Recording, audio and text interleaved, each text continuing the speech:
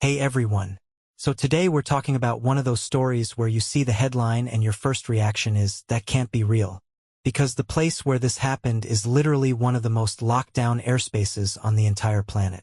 But let's take it from the top. On June 26, 2026, a small plane slammed into CITIC Tower in the heart of Beijing, the tallest building in the Chinese capital. The tower is also known as China Zun, which roughly translates to Chinese ceremonial cup.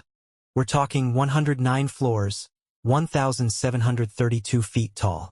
To put that in perspective, it stands nearly 620 feet above its closest neighbor. You can see this thing from anywhere in the city, and a plane just flew into it. Okay, so let's actually walk through what we know, because every detail here matters.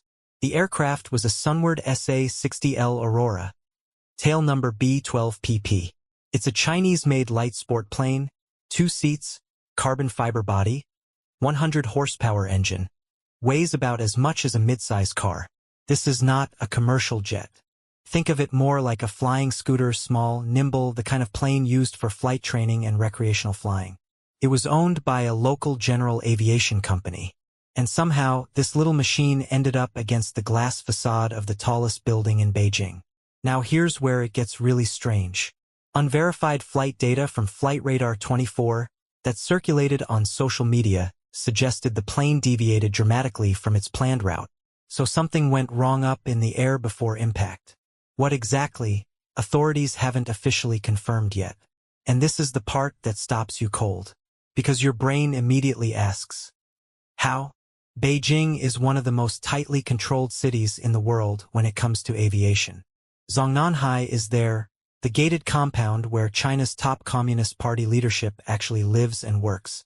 The Forbidden City is there. And here's a wild detail. When CITIC Tower opened its observation deck, national security officials stepped in and took over the top 3 floors of the building. Reportedly because on a clear day you can see straight into the Zhongnanhai complex with the naked eye.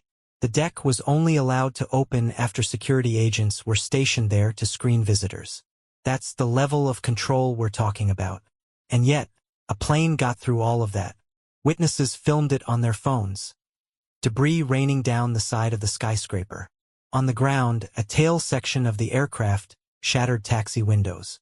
Fire trucks, police cruisers, ambulances all converged on the scene. Workers were evacuated and gathered on the streets outside. All of this in Beijing's central business district on a Friday afternoon.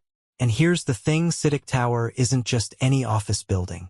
This is the headquarters of CITIC Group, one of China's largest state-owned investment conglomerates. Alibaba, China Construction Bank, CITIC Bank, they're all in there. The building was engineered to survive a magnitude 8 earthquake. Its shape is inspired by a 3,000-year-old bronze ritual vessel from the Shang and Zhou dynasties, a Zun, which is where the nickname comes from. Architecturally, culturally, politically, this building is a statement. It's a symbol. And a little training plane just flew into it. As of right now, there's no official word on what caused the crash or the condition of whoever was on board.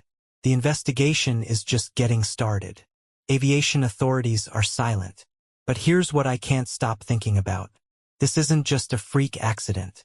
This is a systems question. In one of the most protected airspaces on Earth, a city where the government controls nearly every aspect of low-altitude flight, a small plane still ended up where it absolutely should not have been. That tells us something uncomfortable. There is no such thing as airtight protection. Not literally, apparently. And that's the question I want to leave you with. This happened in Beijing, a city with some of the strictest general aviation restrictions in the world. If it can happen here, what does that say about how we manage the airspace above every other major city? Because right now, drones, air taxis, and light aircraft are multiplying fast over urban areas everywhere, New York, London, Dubai, you name it. Are we actually ready for that? Drop your thoughts in the comments. I'm genuinely curious where you land on this one.